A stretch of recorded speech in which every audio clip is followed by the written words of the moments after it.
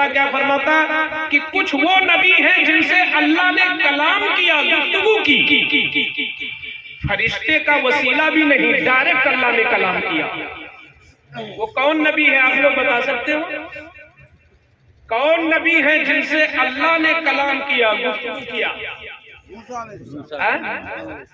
सुभान अल्लाह, मूसा कलीमुल्लाह। भाई नाम ही कलीमुल्लाह इसलिए, कलीमुल्लाह का मतलब अल्लाह से कलाम करने वाला। और कुरान में एक आयत भी है, वकल्लमल्लाहु मूसा तकलीमा। अल्लाह ताला ने मूसा से एक बार नहीं बहुतों बार कल्लमल्लाहु मूसा तकलीमा। इसका मतलब होता है अल्लाह ने बहुत बार बार मूसा से कलाम किया। जब जब कलाम से नवाजना होता, हुक्म आता मूसा कोहे तूर पे आ जाओ,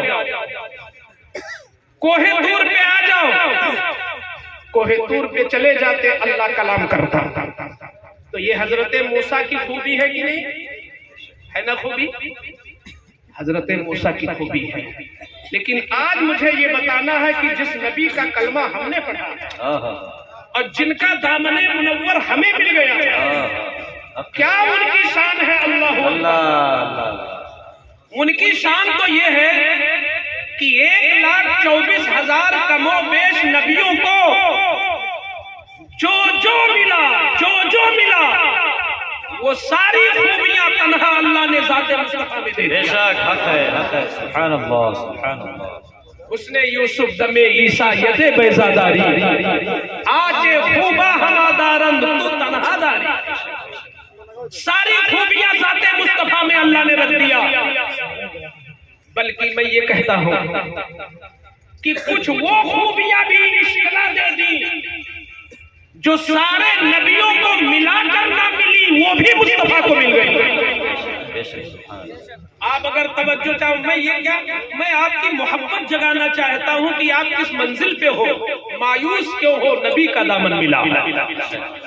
आप देखो कि किस नबी की तुम उम्मत हो और कर क्या रहे हो। अल्लाह ने मनसब कौन सा दिया है और हम कर क्या रहे? उस हुजूर का दामन मिला जिस हुजूर की शान ये है कि अगले नबियों में, पिछले नबियों में जो कुछ भी खूबी थी और उनकी जो सबसे बड़ी खूबी थी, मसलन हजरत मूसा कलीम की एक बहुत बड़ी खूबी ये थी कि उनसे अल्लाह ने कलाम किया। ठीक है, बहुत बड़ी खूबी। लेकिन आओ हुजूर की जिंदगी में तलाशो, क्या हुजूर की जिंदगी में ये खूबी है कि नहीं? तो ये उलमा बताएंगे जी हाँ, उनको तो कोहे तूर से कलाम किया। और मुस्तफा की शान तो ये है कि मेराज की रात में कोहे तूर पर नहीं, अर्श पर नहीं, सिजरा पर नहीं, लामका में नहीं, बल्कि इतना करीब बुलाया, काबा कौसैनी औ अदना कि 2 कमानों को मिलाओ फिर भी 2 कमान मिल जाए। अब जितनी दूरी दोनों कमानों में है उससे भी कम दूरी मुस्तफा और खुदा में है। मुस्तफा खुदा के करीब है और खुदा मुस्तफा के करीब है। सुभान अल्लाह, नारे तकबीर, नारे रिसालत, अज़मते सरकारे मदीना। अल्लाह समद। हुजूर खुदा के करीब 2 कमान जब मिलाओ तो फिर भी बीच में पतला धागा घुस सकता है, 2 कमान मिल गए तो 2 कमानों में जो कुर्ब है उससे भी ज्यादा नजदीक मुस्तफा खुदा के हो गए, कहां कोहे तूर, कहां कुर्बे खुदा। और फिर दूसरा फर्क ये है, ये उलमा जानते हैं अल्हम्दुलिल्लाह कि मूसा कलीम ने खुदा का कलाम तो सुना मगर खुदा की जात को नहीं देखा। खुदा का कलाम तो सुना मगर खुदा की जात को नहीं देखा। वाह रे मुस्तफा, वाह रे शबे मेराज के दूल्हा, खुदा का कुर्ब भी है, बेहिजाब भी है और जाते खुदा को देख भी रहे हैं। खुदा की जात को देख भी रहे हैं। खुदा की सुभान जात अल्लाह। को नारे देखते तकबीर, नारे रिसालत, अज़मत सरकार मदीना, अहमद मुख्तार, नारे तकबीर, नारे रिसालत। अब मुझे लगता है कि जवान मुझे और मोहब्बत से सुनेंगे क्योंकि उनके मतलूब नाथ आ गए। सुभान अल्लाह। ये हमारे भी मेहमान हैं, आपके भी मेहमान हैं, ये सबों के मेहमान हैं। और माशाअल्लाह जो मैंने बताया है, अगर उसी अंदाज में आज इनकी नातखानी होगी तो नातखानी नहीं इबादत होगी। अल्हम्दुलिल्लाह। मुबारक। तो मैं ये अर्ज कर रहा था कि जब मूसा कलीम ने तवज्जो, जब मूसा कलीम ने अल्लाह का कलाम सुना,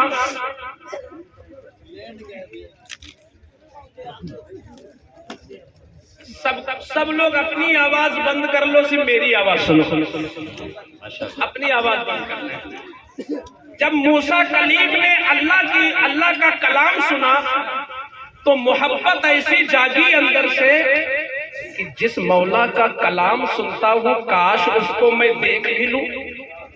होता नहीं, कभी कभी ऐसा होता है कि जिससे प्यार हो तो मैं गुफ्तगू होते होते, मोबाइल पर गुफ्तगू होते होते आदमी ख्वाहिश करता यार जिससे इतने दिन से बात हो रही, कहाँ मौका मिल जाए कि मैं जियारत भी करूं।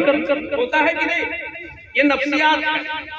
तो जब मूसा कलीम ने बार बार कोहे तूर पे जाके खुदा का कलाम सुना तो उनकी मोहब्बत इस हद तक बढ़ी कि उन्होंने दरखास्त लगा दी, है अल्लाह रब्बी अरीनी अंजुर इलैक। क्या बात है। ऐ मेरे रब करम कर दे, जब तू कलाम सुना देता है तो अपना दीदार भी करा दे। जब तू कादिर है, कलम करता है कि तू अपना कलाम मुझे सुनाता है तो अपना दीदार भी मुझे करा दे। तो जानते हो अल्लाह ने क्या जवाब दिया था? लन तरानी। अल्लाह, क्योंकि अल्लाह जानता है ना कि मूसा में क्या सलाहियत है। अल्लाह जानता है कि मूसा में क्या सलाहियत है। तो अल्लाह ने फरमाया लन तरानी, हरगिज मूसा तुम मुझे नहीं देख सकते। लेकिन कभी आप जरा सोचें कि आपका बच्चा आपसे कुछ मांग ले तो अव्वले वक्त में आप मना कर देते हैं, मगर फिर अंदर से मोहब्बत जागती है, अच्छा ठीक है कितना चाहिए ले लो। कभी कभी शागिर्द लोग छुट्टी लेने आते हैं, एक बार में हम लोग भगा देते हैं, फिर कहते हैं अच्छा क्या कौन सा जरूरी है जाना क्या, अच्छा ठीक है लाओ दरखास्त। तो ये पीछे से मोहब्बत जाती है। अल्लाह ताला ने फरमाया लन तरानी, तुम नहीं देख सकते मूसा मुझको। लेकिन फिर एक महबूब ने सवाल किया था, कोई आम शख्स नहीं, उलुल अज़्म पैगंबर से मूसा सवाल किया था, अल्लाह मुझे दिखा दे तू अपने आप को। क्या बात। तो रब की तरफ से फिर करम हुआ, मूसा तुमने सवाल किया है, तुम नबी हो, ठीक है तुम मुझको तो नहीं देख पाओगे, अलबत्ता मैं अपना नूर डाल रहा हूं पहाड़ पर, नूर को देख लो। अगर तुम ठहरे रहे, कुछ है तुम्हारे अंदर सलाहियत, अगर तुम नूर देखने में कामयाब हो गए तो सिलसिला आगे बढ़ेगा, फिर मैं अपने आप को भी दिखा दूंगा। तो अमानीगंज के सुन लेना, अल्लाह ने नूर डाला। कितना नूर डाला? मुफस्सिरीन ने लिखा है कि सुई के नोक के बराबर नूर डाला। सुई के नोक के बराबर नूर डाला अल्लाह ने, और डायरेक्ट मूसा की आंख पे नहीं डाला, पहाड़ पे डाला। डला पहाड़ पे नूर, मगर उस नूर को देख लिया मूसा ने, और जैसे देखा नूर को तो कुरान का नवा पारा मौजूद है, हजरत मूसा अलैहिस्सलाम उसको बर्दाश्त नहीं कर सके, फखर्रा मग़शियन, बेहोश होके गिर गए, बेहोश होके गिर गए। लेकिन जब होश आया थोड़ी देर के बाद तो चूंकि एक लम्हे के लिए उनकी निगाह टकरा गई थी नूरे खुदा से, एक सेकंड के लिए उनकी निगाह की पुतली में जो रोशनी थी वो रोशनी टकरा गई अल्लाह की तजल्ली से। क्या बात। तो अब अल्लाह के नूर का ऐसा फैज़ हुआ मूसा पर कि जब होश आया तो अब कहते हैं कि मैं काली काली रात में, काले काले पत्थर पर काली काली चूंटी भी चले तो 40 मील की दूरी से 40 मील की दूरी से काली रात में काले पत्थर पर काली चूंटी को रेंगती हुई मूसा देख लेते थे, क्योंकि उनकी निगाहों ने खुदा का जलवा देखा। अल्लाह, नारे तकबीर, नारे रिसालत, मसल के आला हज़रत। क्या बात। मैं दिखाना चाहता हूँ हुजूर की अजमत। क्या तुम्हारा नसीबा है सुन्नियों, किस नबी का दामन पाया तुमने? मूसा अलैहिस्सलाम ने क्या देखा? सिर्फ नूर, और वो भी सुई के नोक के बराबर। तो नूर उनकी आंख में इतना उतर आया कि 40 मील की दूरी पर काली रात में काले पत्थर पर काली चूंटी रेंगती थी, मूसा देख लेते थे उस नूर की बरकत से। तो है सुन्नियों, अब भी किसी दलील की जरूरत है? तुम्हारे और हमारे आका ने मेराज की रात में लामका जाकर खुदा के कुर्ब में पहुंचकर अपनी इसी निगाह से खुदा का जलवा नहीं बल्कि खुदा की जात को देखा, और एक बार नहीं बल्कि 9 बार देखा। तो जब मूसा कलीम ने सिर्फ जलवा देखा तो काली रात में काले पत्थर पर काली चूंटी देखते हैं, तो जिस पैगंबर ने मेराज की रात में लामका में जाकर कुर्बे खास में पहुंचकर खुदा की जात को देखा, वो मदीने में लेटकर अमानीगंज के सुन्नियों को क्यों नहीं देख रहा? वो हमारे नारे माशाअल्लाह, वाह भाई वाह, आली बहुत अच्छे भाई माशाअल्लाह। अरे इसीलिए तो हमारे नाम मचल मचल के पढ़ते हैं, उन्हें पता है कि हुजूर गाफिल नहीं है। यहाँ अमानीगंज के जवान सुन रहे हैं, मदीने से मुस्तफा भी सुन रहे हैं। एक आशिक का जब ये ईमान होता है तो नाम पढ़ने में मजा आता है। हम लोगों ने किसी ऐसे डालडा छाप नबी को नबी नहीं माना है जो अपनी नाक से मक्खी ना भगा सके। हमने उसे नबी मांगा है, हमने उसे नबी माना है, और हम उसे नबी मानते हैं कि अगर वो जमीन पे बैठा हो और इशारा कर दे तो डूबा हुआ सूरज पलट आए और टुकड़े चांद के टुकड़े हो जाए। हमने उसे नबी माना। तो हुजूर की शान वो है कि मूसा कलीम का जो सबसे बड़ा मौजज़ा था उसमें भी हुजूर आगे नजर आते हैं, उसमें भी हुजूर। अच्छा, मूसा कलीम का एक और मौजज़ा सुना दो, इजाजत है? समझ में आ रहा ये क्या है? दरअसल हम हुजूर की अजमत जगाना चाहते हैं ताकि जब मोहब्बत हुजूर से होगी तो ऑटोमेटिक दुनिया से मोहब्बत कम होने लगेगी। हुजूर से मोहब्बत। हजरत मूसा कलीमुल्लाह का एक और बहुत बड़ा मौजज़ा है कुरान की रोशनी में। क्योंकि मैं हवाओं में बात नहीं करता, मुझे पता है कि मैं इस माइक में बोल रहा हूँ, ये पूरी दुनिया में आवाज जा रही है। आज के दौर में किसी इंसान को ऐसी गुफ्तगू माइक पे नहीं करनी चाहिए कि जिसकी कोई सनद न हो उसके पास, क्योंकि हमारी आवाज सिर्फ यहीं तक नहीं है, अब दुनिया बहुत तरक्की पर है। आप यहाँ बोलते हो, पूरी दुनिया में आपकी आवाज जा रही है। इसलिए हमेशा तौल कर बात बोलो, नाप कर बात बोलो, शरई मीज़ान में भी तौलो और हिंदुस्तान के कानून पे भी तौल के बोलो। ये खुतबा को करना चाहिए। और खुतबा क्या, नकीब हो, खतीब हो, शायर हो, वही जुमले बोले जिसका उनके पास जवाब हो। आज बहुत बड़ा अलमिया है, लोग शोहरत के लिए कुछ भी बोल देते हैं, समझते हैं बदनामी होगी, लेकिन आप मेरा नाम तो चल जाएगा कि मैं भी कहीं हूँ। क्या बात है, वाह वाह वाह वाह, ये बहुत हो रहा है। बेबुनियाद बातें लोग बोल के शोहरत हासिल करना चाहते हैं, उन्हें नहीं पता कि दुनिया में चंद दिन का हिसाब खुदा के सामने कैसे दोगे।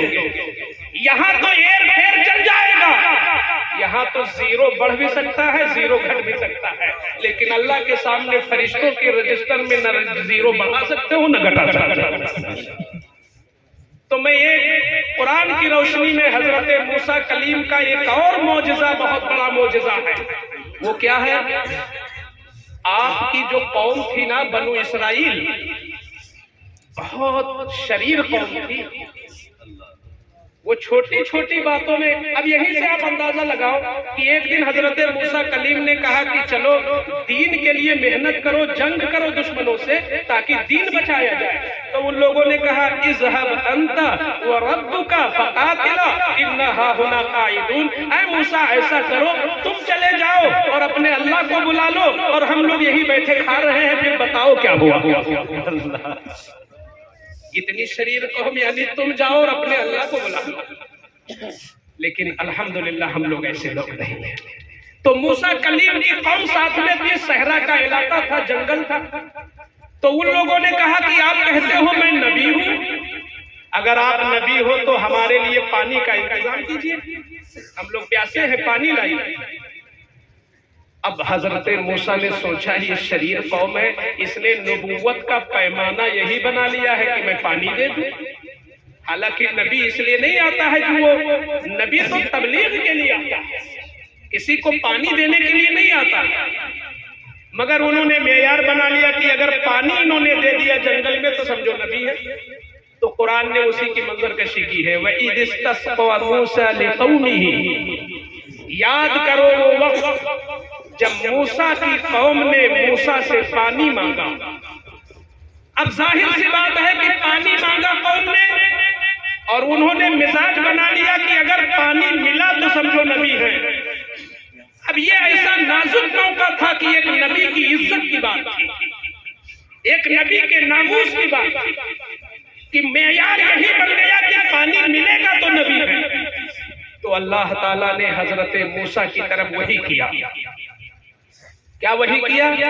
इदरिब बिअसाकल हजर, ऐ मूसा ठीक है तुम मेरे महबूब हो, सहरा में क्या हवा में भी पानी मिल सकता है।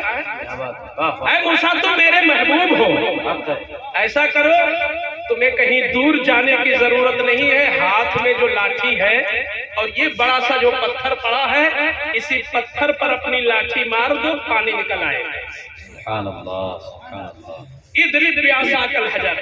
तो अब उन्होंने मार दिया अल्लाह के हुक्म से। तो क्या हुआ?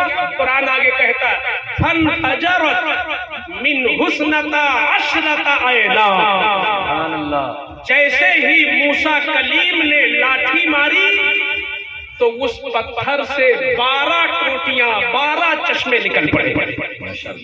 पत्थर एक था मगर 12 चश्मे टोटी की शक्ल में, खूब तेज पानी निकलने लगा। ये बहुत बड़ा मोजज़ा हजरत मूसा का है जो कुरान में है। लेकिन मैं अमानीगंज के मुसलमानों को बताना चाहता हूँ कि मूसा की जिंदगी में जो सबसे बड़ा मोजज़ा है, जब हुजूर की जिंदगी में देखेंगे तो वो मोजज़ा उनसे भी बड़ा हुजूर की नजर आता।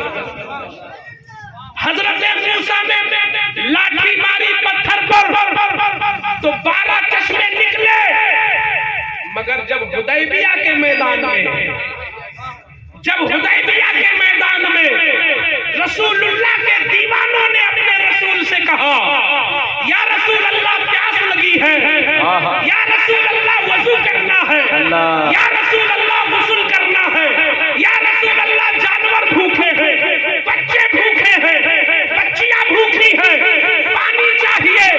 तो अल्लाह ने न लाठी मारने को कहा, न पत्थर तोड़ने को कहा, बल्कि पैगंबर ने कहा ठीक है कोई बात नहीं। अब यही मैं एक और इशारा देना चाहता हूँ कि हुदैबिया के मैदान में जब सहाबा को प्यास लगी है तो किसी बाप ने अपने बेटे से पानी नहीं मांगा, किसी बेटे ने अपने बाप से पानी नहीं मांगा, किसी गरीब ने किसी अमीर से पानी नहीं मांगा, बल्कि 1400 सहाबा ने मांगा है तो रसूलुल्लाह से मांगा है। क्यों मांगा है? इसलिए कि उनका अकीदा था कौन देता है देने को मुहताज है, देने वाला है सच्चा हमारा।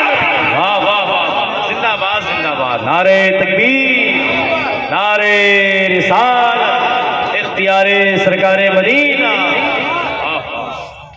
रसूलुल्लाह सल्लल्लाहु अलैहि वसल्लम ने फरमाया प्यारो तुम्हें पानी चाहिए, ठीक है लोटा लाओ, प्याला लाओ। ये हदीसें मौजूद है, बुखारी शरीफ में हदीस मौजूद है। मेरे आका सल्लल्लाहु अलैहि वसल्लम ने लोटा मंगवाया या मंगवाया और अपने पंजे को उसी में डाल दिया, दस्ते मुबारक को डाल दिया। अल्लाह समद, न लाठी मारी गई न पत्थर तोड़ा गया, उंगलियों की घाइयों से 5 टोटियां, उंगलियों की घाइयों से 5 चश्मे निकले, 5 चश्मे निकले। मेरे रज़ा की शायरी बंदी नहीं होती है, सीधा खानी नहीं होती है। मेरे रज़ा की शायरी ये तो कुरान की रोशनी में होती है या हदीस मुस्तफा की रोशनी में होती है। जब इस हदीस को आला हज़रत पढ़ते हैं तो बरेली की सरजमीन से आका की मदह में पुकार उठते हैं। उंगलियां हैं फैज़ पर, दूसरे पैसे झूमकर नदियां पंजाब में रहमत की हैं। जिंदाबाद जिंदाबाद से जश्न। अब मैं यहाँ इसलिए मिलाना चाहता हूँ कि हुजूर की अजमत बयान करना चाहता हूँ। माज़अल्लाह यहाँ हजरत मूसा की कमी नहीं। एक नबी इतना ऊंचा होता है कि पूरी दुनिया वहां तक सोच नहीं सकती जहां तक उनकी ऊंचाई है। हजरत मूसा की अजमत अपनी जगह, मगर हुजूर की अजमत मुझे बताना है कि देखिए पत्थर से पानी निकलना, इसको साइंस भी कबूल करती है।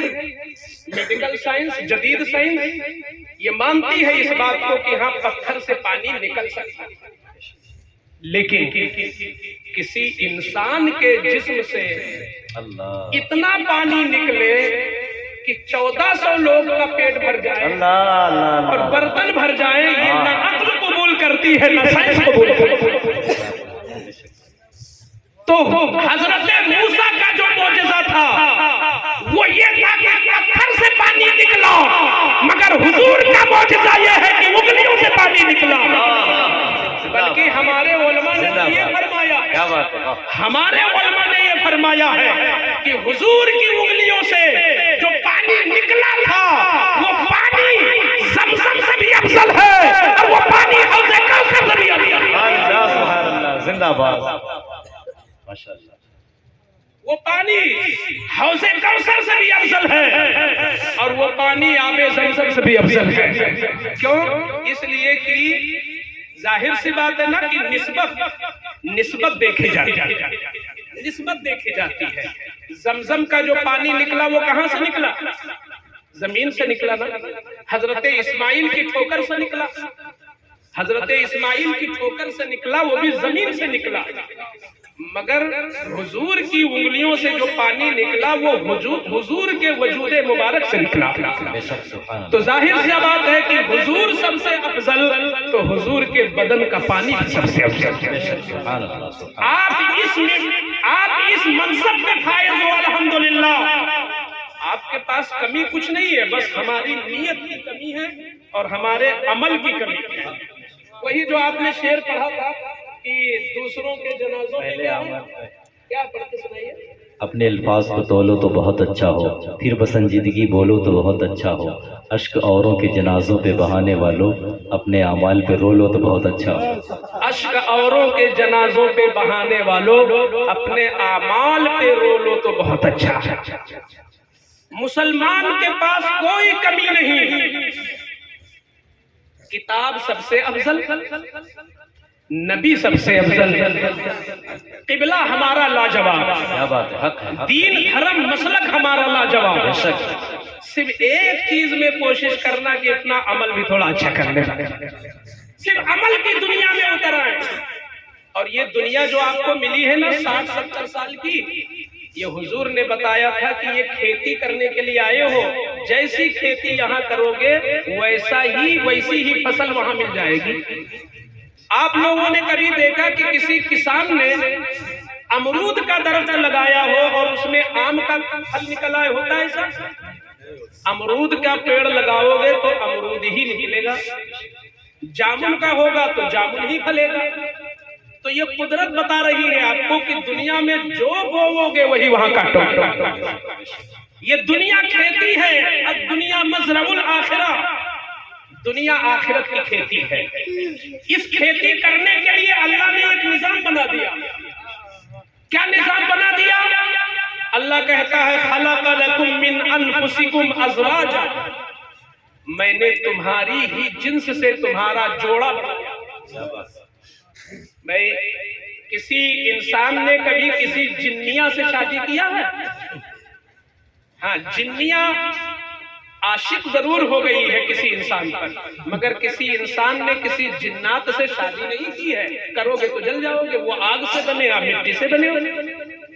तो अल्लाह ने तुम्हारी ही जिन्स से जोड़ा बनाया। किसी इंसान का जोड़ा जिन्नात नहीं, बल्कि इंसान का जोड़ा इंसान ही है। अब ये जोड़ा क्यों बनाया अल्लाह ने? कुरान कहता है लितस्कुनु इलैहा, ताकि दोनों एक दूसरे से सुकून हासिल करें। शौहर बीवी से सुकून ले और बीवी शौहर से सुकून हासिल करे, सुकून हासिल करे। ये अल्लाह ने बताया। दूसरा मकसद वजाला बैनकुम मवद्दतन व रहमा, अल्लाह फरमाता है देखो हमारी कुदरत देखो कि मैंने अपनी कुदरत से तुम दोनों के सीनों में जो दिल है उस दिल में मैंने एक दूसरे की मोहब्बत भी डाल दिया। क्या बात है, वाह वाह। अरे गुलाम गौस साहब, हैरत है, जिस लड़की को आपने कभी न देखा हो, अल्लाह, सिर्फ आपकी माँ ने देख लिया, आपकी बहन ने देख लिया और काजी साहब ने मिंबर पर निकाह पढ़ा दिया। क्या बात है, अभी उसने एक टाइम का खाना बनाया, जिंदाबाद। कोई साबका नहीं पड़ा, मगर सिर्फ कबिल तो कह दिया मैंने तुझे कबूल कर लिया। तो अब उस बीवी को अपने शौहर से मोहब्बत, शौहर को अपनी बीवी से मोहब्बत, ये खुदा की कुदरत है कि अजनबियों के सीनों में अल्लाह ने मोहब्बत डाला। बेशक बेशक। तो शादी सुकून के लिए होती है, मोहब्बत के लिए होती है। अच्छा, अगर इसी शादी में थोड़ी गलती हो जाए, अगर इसी शादी में थोड़ी गलती कर लो, अब मुझे बहुत तवज्जो से सुने क्योंकि मेरा होमवर्क पूरा होने वाला है। बहुत तवज्जो, वक्त बड़ा कीमती है, न जाने कब हजरत इजराइल तशरीफ ले आए।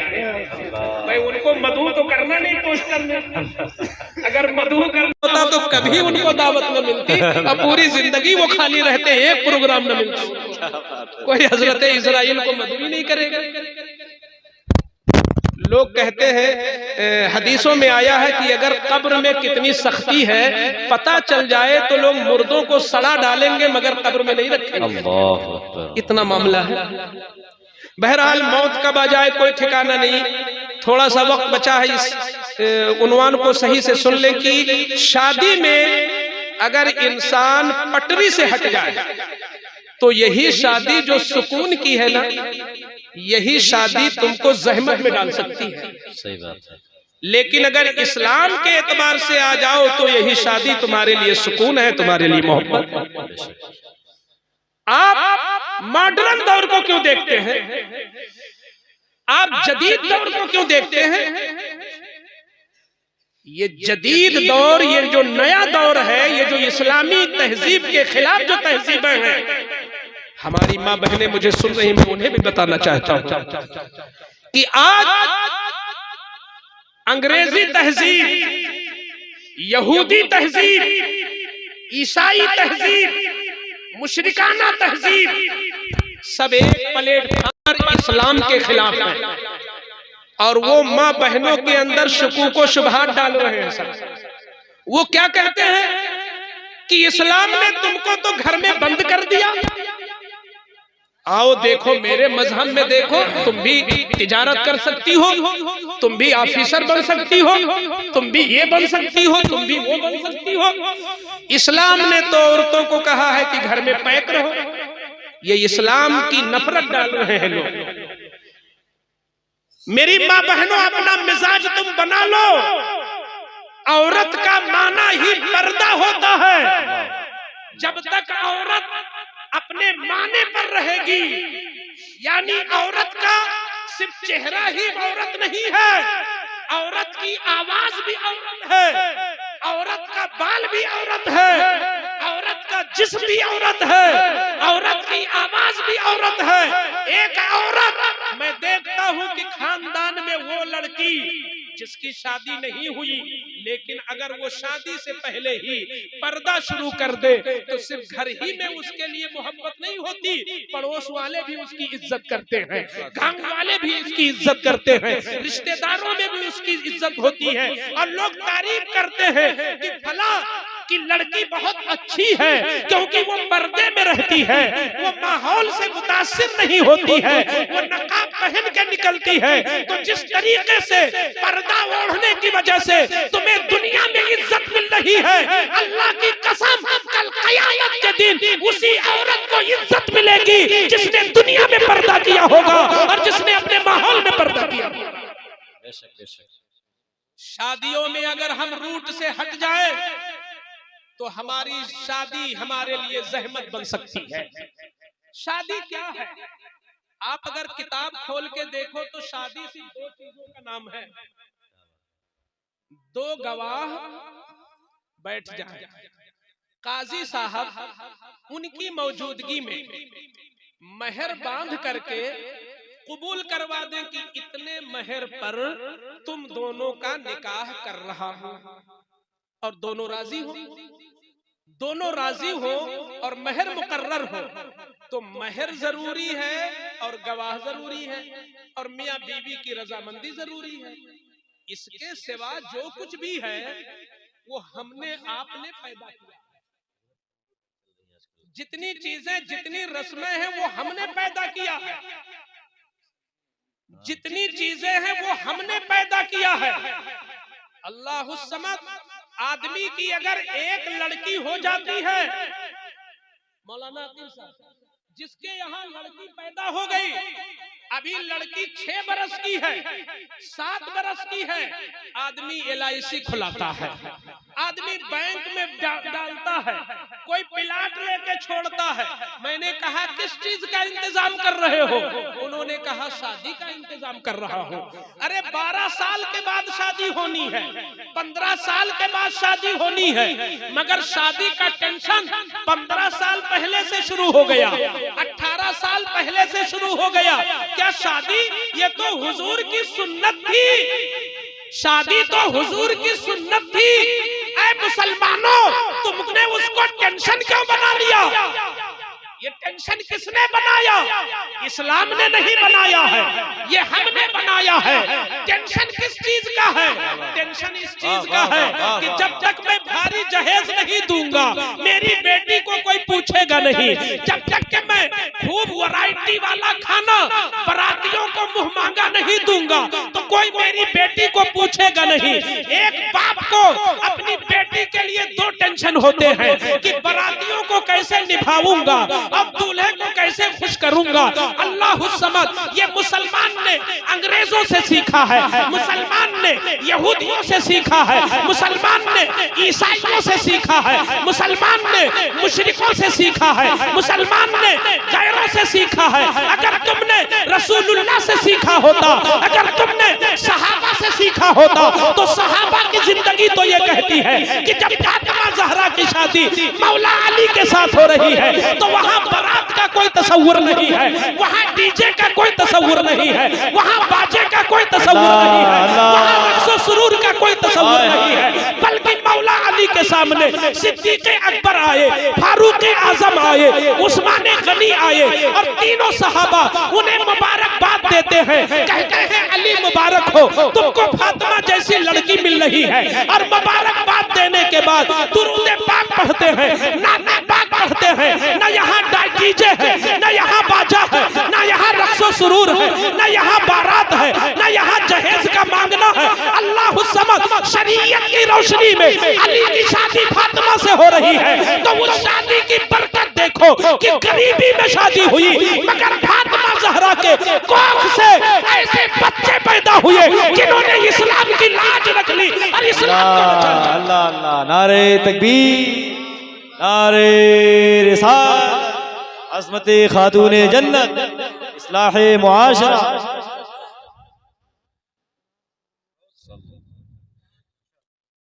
गरीब लड़की लाओ मगर फातिमा की कनीज लाओ। बेशक बेशक बेशक। मेरे आका फरमाते हैं कि जिसने जहेज के लालच में शादी किया वो जिंदगी भर मांगता ही है, वो जिंदगी भर मांगता रहेगा। मैं कड़वी बात बोलने का आदी हो गया हूँ। अब मुझे लगता है शायद मेरे प्रोग्राम कम हो जाएंगे, और कम हो जाए तो कोई बात नहीं, लेकिन जितने हो मकबूल तो हो जाए बारगाह रसूल। जिसने जहेज की लालच में, अच्छा आपने सुना होगा लोग कहते हैं यार फला लड़की को कर लो, क्यों कहते हैं कोई भाई नहीं है उसका। इस्लाम ने ये तसव्वुर थोड़ी दिया था। इस्लाम तो ये तसव्वुर देता है कि लंबी फैमिली में करो ताकि हर जगह तुम्हारे मददगार हाजिर हो जाए। ऐसी लड़की करो जिसका कोई भाई ना हो। क्या मतलब? इसलिए कि ताकि ससुर की सारी जायदाद मुझे मिल जाए। ये ख्याल एक मुसलमान का इतना नीचा ख्याल। और मैं पूछ रहा जवानों, मैं पहले से बोलता था लेकिन अब मैं एहसास के साथ बोलता हूँ। अब मेरी भी लड़की बड़ी हो गई है तो मैं ये सोचता हूँ अल्लाह ने मुझे नवाजा है तो मुझे इसकी ज्यादा फिक्र नहीं कि मैं कहां से दूंगा या कहां से करूंगा, इसकी नहीं फिक्र है। मुझको एक फिक्र है कि मैं उसे जुदा कैसे करूंगा। अल्लाह कसम खुदा की, जब इसको सोच लेता हूँ कि किस दिन उसको जुदा कर पाऊंगा। एक बाप की सबसे बड़ी परेशानी होती है कि उसकी लखते 4 दिन के किसी साथ दोस्ती हो जाए और जब वो जुदा होने लगता है तो आदमी थोड़ा सोचता है यार अच्छा लग रहा था, बेचारे जा रहे हैं।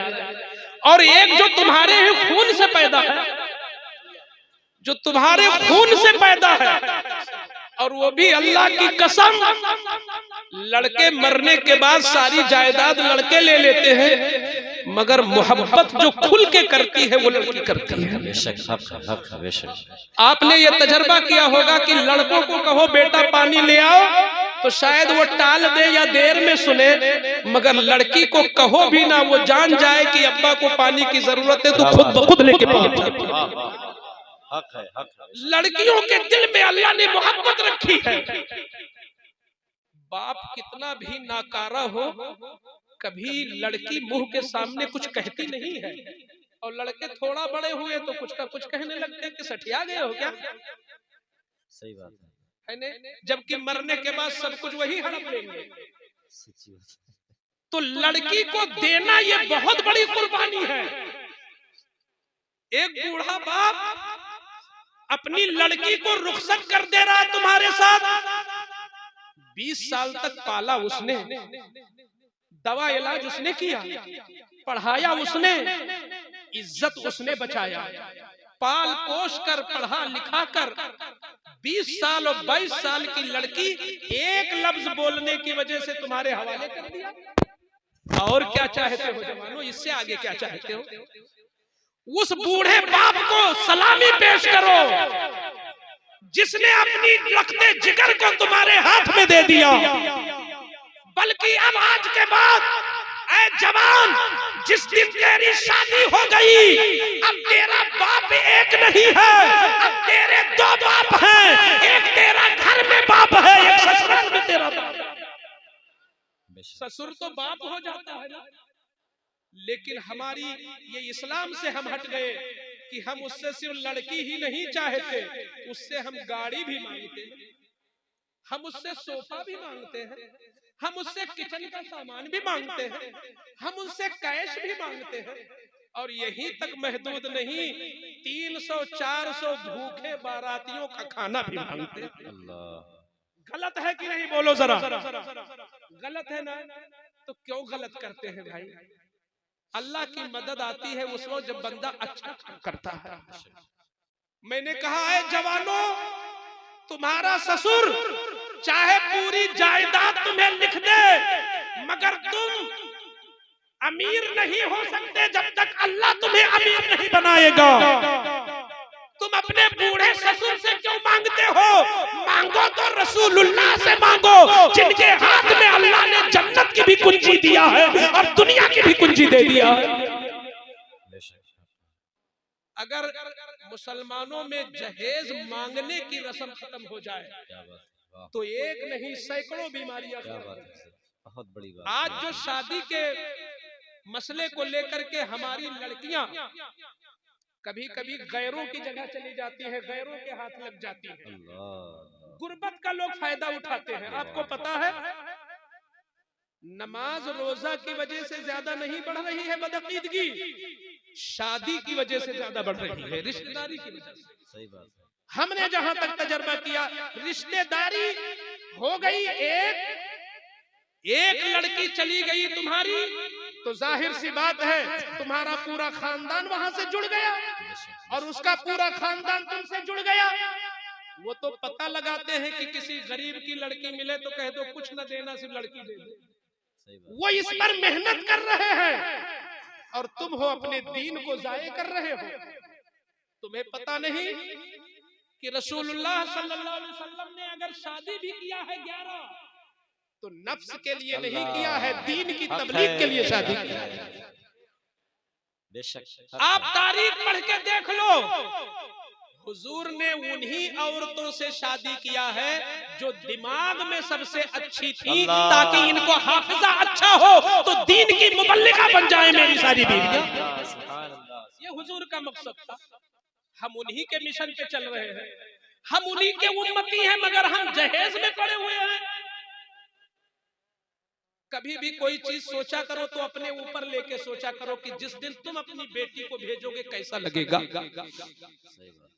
जिस दिन आपकी बेटी जाएगी, मैं चाहता हूं अगर आपका ईमान है रसूलुल्लाह के फरमान पर कि जहेज मांगना लानत है। क्या मतलब कि जो बंदा जहेज मांगता है उस पर अल्लाह और रसूल की लानत होती है, और लानत का मतलब होता है रहमत से दूर। यानी एक बंदा जिसने जहेज मांग लिया उससे अल्लाह की रहमत भी दूर हो गई और रसूलुल्लाह की भी रहमत दूर हो गई। जहेज मांगो ना, बल्कि जो मिले उसे आप कबूल कर लो, जो मिले वो कबूल कर लो। ये है इस्लामी तरीका। और दोस्तों, ये जो बारात वाली रस्म हम लोग रखते हैं, खुदा रा इसको बहुत कम कर दो, धीरे धीरे कम कर दो। मेरे आका फरमाते हैं जिसने किसी मुर्दा सुन्नत को जिंदा कर दिया उसको 100 शहीदों का सवाब मिलेगा। क्या बात है। आज हुजूर का जो तरीका था सुन्नत शादी का तरीका था, वो तरीका मुर्दा हो गया है। जो सहाबा का तरीका था वो तरीका मुर्दा हो गया है। अगर कुछ जवान ऐसे निकल आए आज और जो इस चीज को देखे कि शादी में हमें देखना क्या है, मेरे आका फरमाते हैं कि 4 चीजें देखो लड़की के अंदर, मगर 3 चीजें कमजोर हो तो कोई बात नहीं, चौथी पे निगाह रखना। मेरे आका फरमाते हैं तुनकाहुल मरअतु लिअरबा, किसी भी लड़की से निकाह किया जाए तो 4 चीजें देखी जाए, ली जमालिहा वली हसबिहा वली मालिहा वली दीनिहा। एक लड़की के अंदर हुस्न देखो, खानदान देखो, हसबो नसब देखो, उसकी मालदारी देखो, और आखिर में फरमाते हैं उसकी दीनदारी देखो। लड़की के अंदर दीनदारी देखो। हुजूर फरमाते हैं उन तीनों में कमजोरी हो तो छोड़ दो, अगर दीनदारी में मजबूत है लड़की तो उसको कबूल कर लो, क्योंकि अगर तुम माल लेके आए तो माल तो फना हो जाएगा, लेकिन अगर लड़की नमाजी है, लड़की बाहया है, लड़की इल्म वाली है, लड़की तकवा वाली है, तो कभी ऐसा होता है कि जिस ससुराल में कभी कोई कुरान न पढ़ता हो तो कुरान पढ़ने वाली बहू आती है तो घर वालों को कुरान सिखा देती है और उसके घर में कुरान की तिलावत शुरू हो जाती है। सुभान अल्लाह, सुभान अल्लाह। अगर दीन की बुनियाद पर शादियां होने लगे तो अभी लोग अपनी लड़कियों को आलिमा बनाने लगे। अगर दीन की बुनियाद पर शादियां हो तो बीए एमए की उतनी कोशिश न करें, लोग आलिमा बनाए, लोग हाफिजा बनाए, लोग कारिया बनाए, मगर हमारी सोच बदल गई। हम लड़की के अंदर दीनदारी बाद में देखते हैं, मालदारी पहले देखते हैं। और ऐ सुन्नियों, कभी कभी तुमसे धोखा भी हो जाता है, कभी कभी धोखा हो जाता है। क्या ये हो जाता है कि आप जब जाते हो तो अगला कह देता है, अरे आप जब जाते हो तो अगला ये कह देता है कि साहब हम भी सुन्नी हैं, हम भी सुन्नी हैं। तो पूछा गया कैसे, तो कह रहे भाई हम भी हुजूर को मानते हैं। आप मजार पे जाते हो? हाँ हम गए थे, वहां गए थे, हो रहा था, मैं भी मजार पे गया था, मैं भी चला जाता हूँ। तो मजार पे चला जाना ये असली सुन्नियत नहीं है। सिर्फ मजार पे कोई चला गया वो असली सुन्नियत नहीं है। असली सुन्नियत देखिए, सोना को सोनार पहचानता है, सोना को सोनार पहचानता है, और सुन्नियत को उलमाए दीन पहचानते हैं। आप नहीं जान पाओगे, कंफ्यूज कर देंगे। वो कहेंगे अरे हुजूर को कौन नहीं मानता, हम भी हुजूर को मानते हैं, हम तो तुमसे ज्यादा सुन्नत को फॉलो करते हैं, हम तुमसे ज्यादा सुन्नत पढ़ते हैं, हम भी मजार पे चले जाते हैं, हम फातिहा नहीं मना करते हैं। ये सुन्नियत नहीं है। सुन्नियत उलमा सही से पहचान पाएंगे। इसलिए मैं चलते चलते एक नुस्खा दे के जाना चाहता हूँ। आप कबूल करोगे भाई? कबूल करोगे ना?